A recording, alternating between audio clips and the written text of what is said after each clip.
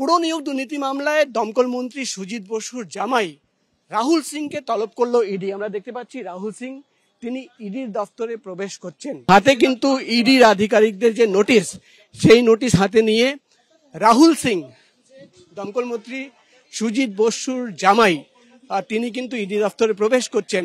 এবং যেটা ইডি সূত্রের খবর যে গত কয়েকদিনে তদন্ত করে এমনকি একাধিক জায়গায় যে তল্লাশি অভিযান চালানো হয়েছিল, সেই তল্লাশি অভিযান চালানোর সময় যে একাধিক নথি পাওয়া গেছিল এবং তারপর তদন্ত এবং একাধিক ব্যক্তিদের জিজ্ঞাসাবাদ, সেখানে কিন্তু সুজিত বসুর পরিবারের একাধিক সদস্যদের নাম সামনে আসে।